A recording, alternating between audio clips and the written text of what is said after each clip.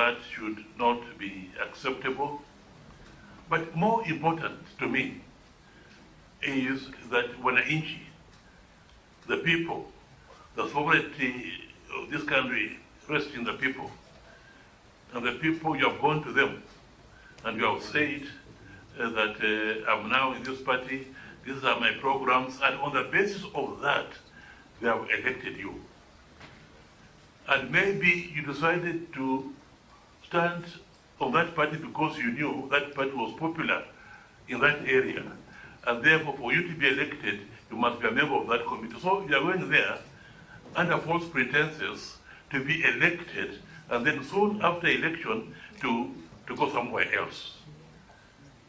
That is deception to the people of this country. And we should be very firm on it. I agree with my, if you go to the parliamentary record, what Tom Boyer said when in the parliament, when they brought up that law that if you resign from the party which elected you, then you must go back to the people and have a by-election. I agree entirely with what Thomas Joseph Boyer said. You should have the courage just to resign and go, rather than say, I will not go. I'll use the processes of the tribunal or the court and so on. And by the time they decide, my time will be over. I've heard such statements being made. And really, that is arrogance, impunity of the highest order. For you to sort of agree, I've left. And you are now on the other side. And then you say, but nothing will happen to me because I'll use the system to stay where I am now until the next election. You know, it's a gross abuse of the system that is there. And such approach should be discouraged and discouraged completely to me. So, we should make it easier for such people to resign, and not make it easier, not so much for such people to resign, but we should make it easier for the institutions that deal with such matters to make quick decisions, and if there need be a by-election, let it be a by-election, rather than boasting that we are going to use the courts, the tribunals, and so on, which will take you round and round until the 4 or 5 years are over. Really, all of us around this room, we should detest that type of approach to our politics. We are not maturing enough. We should, by now, we should have matured enough. Not even to say that should be an embarrassment to yourself. And they say so again with the pride. This is wrong. This is the role and part of our Kenyan politics is really that. The chairperson interface community help desk from Super South Sub-County, Mutembei County. I'm the chair, so our secretary will give a brief on behalf of the organization. Thank you. Yes, good morning. The Secretary General for Interface Community Help Desk. I would like to thank the... It is my prayer that you fully discharge your mandate for the well-being of our beloved country of ours depends on the issues you have identified for negotiations being successfully resolved. Let me start with the easiest, the establishment and entrenchment of the state offices. I support. And in fact, way back in April 1992, I published a constitutional amendment to have that office plus 2 deputy governors. And as you know, during the national negotiations, which happened in 2007-8, again, we established that office. And as you also know, during the BPI process, mark you, the BPI was only challenged on procedure, how it was appointed. But the content of BPI are still there, and you can make reference to them.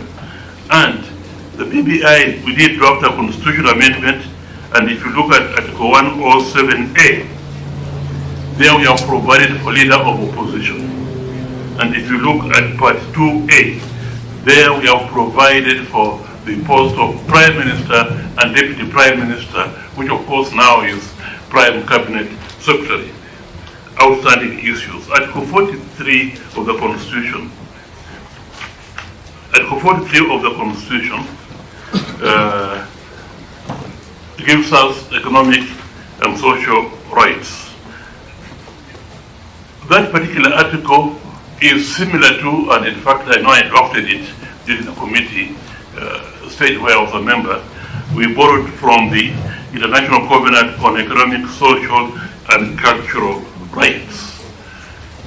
Therefore, the first thing which is important on that is to recognize that the primary responsibility to realize these rights lies on the government.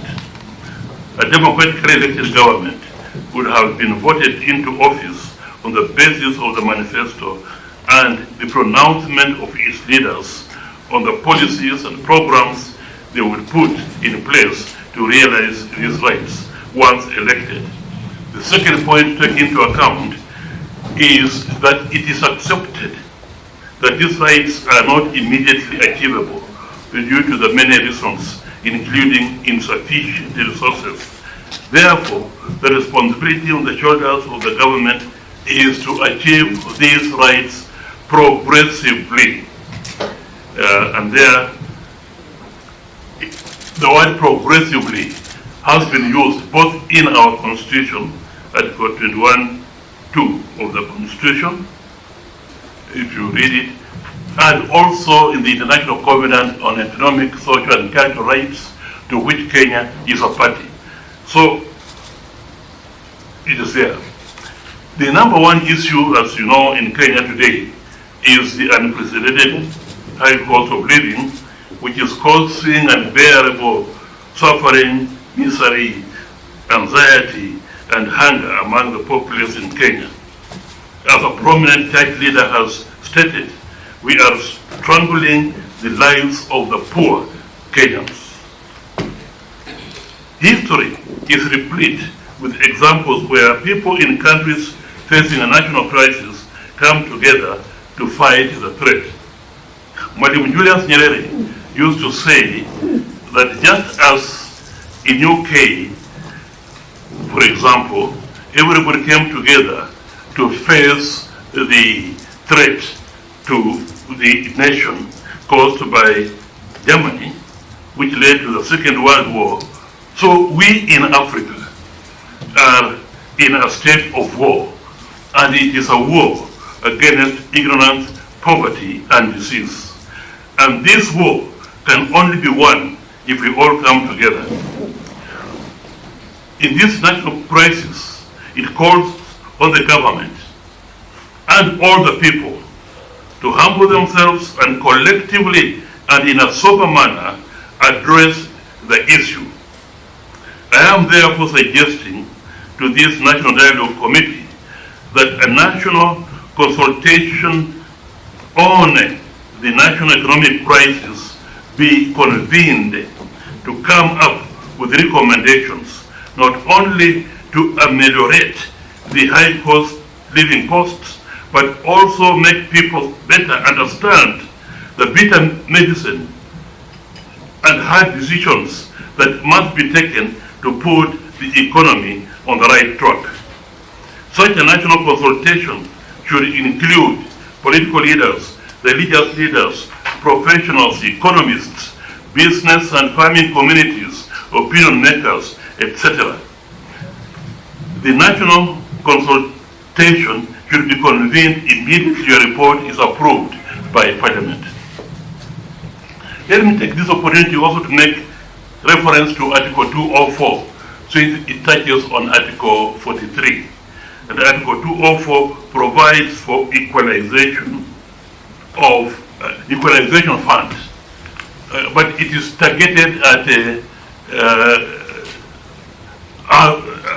at groups which were discriminated against during the colonial time. And although marginalized areas is not defined in the Constitution, marginalized community is defined, and it makes reference to traditional community or indigenous community, etc. Since independence, we now have recent areas where one can say they are marginalized. And here I'm referring to, for example, slums in the urban areas have really spread. And now these slums are spreading into the rural areas where the living conditions are deplorable. I therefore recommend that a poverty alleviation fund be created to address the economic and social needs of the vulnerable groups in such areas. This will be implementing Article 43 as read with Article 21(3) of the Constitution, which makes specific reference to special measures being taken to assist the vulnerable people. I do not have a specific fund for that, because one can argue that every government program is addressing that issue. But we have indigent Kenyans who are really suffering, and such a fund can focus itself on such people. Implementation of the 2/3 gender rule. There have been failed attempts to achieve the 2/3 gender rule. I do recall that in many of the drafts of the proposed constitution, a clause similar to Article 1772 of the Constitution, which applies to gender top-up in county assemblies after elections, depending on the number of persons elected, was provided for to apply to the National Assembly and the Senate. Somehow, although it was a draft in the process of discussions and so on, somehow that clause was removed. And that clause only remained in reference to county assembly. I just recommend that an article similar to Article 1772 be reintroduced to apply to the National Assembly and the Senate. This should be accompanied by a carrot and stick approach, particularly in policies and programs and legislation aimed at political parties, to encourage them to nominate women to elective seats in their strongholds. This will aim at having more women elected parliamentarians so that the top-up figure will be reduced and in the long run, hopefully eliminated. Electoral justice and related matters, restructuring and reconstitution of IEBC. This is a complex issue which demands that we think out of the box. This country has had basically three ways of appointing commissioners. The first is the government-controlled commission. Up to May 1992, the Electoral Commission was basically under the government. The Electoral Commission had, in fact, by a legal notice, delegated its constitutional function of conducting or supervising elections to the Attorney General, who had an officer in his office called the Supervisor of Elections, who in turn appointed district commissioners as returning officers. And when I became Attorney General, I was basically also now the chairman of the Electoral Commission. I was in charge of the elections in this Republic of Kenya. But I can tell you that I revoked that legal notice and restored the function of conducting elections to its rightful place.